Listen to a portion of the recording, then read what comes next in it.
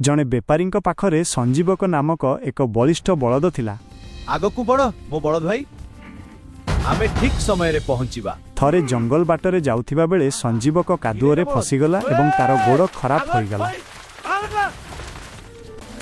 बेपारी जनक ताकू सेठारे छाड़ी चलीगले।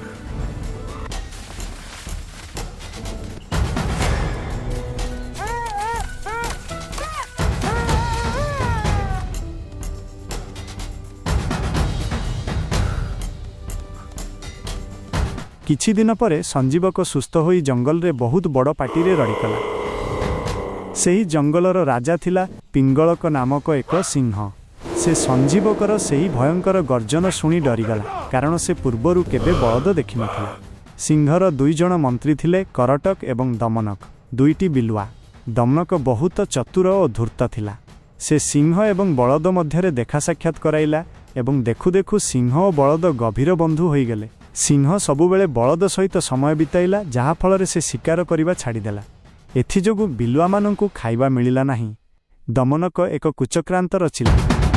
से सिंह पाखकु जाई कहिला, महाराज एही बलद आपणंकु मारी राजा हेबाकु चाहुछि। महाराज एही बलद आपणंकु मारी राजा हेबाकु चाहुछि। पुणी से बलद पाखकु जाई कहिला, सिंह तुमकु मारी खाइबाकु योजना करुछि। सिंह तुमकु मारी खाइबाकु योजना करुछि। दुई बंधु परस्पर को संदेह कले। दिने सेमानंक मध्यरे भयंकर युद्ध हैला।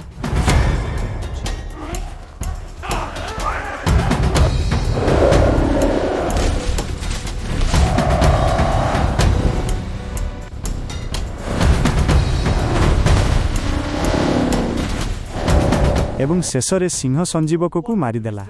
बंधु को हराई सिंह बहुत अनुताप कला, किंतु सेतेबेलकु बहुत विलंब हो जाइथिला। दमनक निजर स्वार्थ हासिल करिबारे सफल हैला। नीति शिक्षा, जे पर्यंत निजे सत्यासत्य परीक्षा न करिछ से पर्यंत कौनसी चुगुलिखोर बा तृतीय व्यक्तिर कथारे पड़ी निजर प्रिय बंधु को संदेह करिबा उचित नुहे।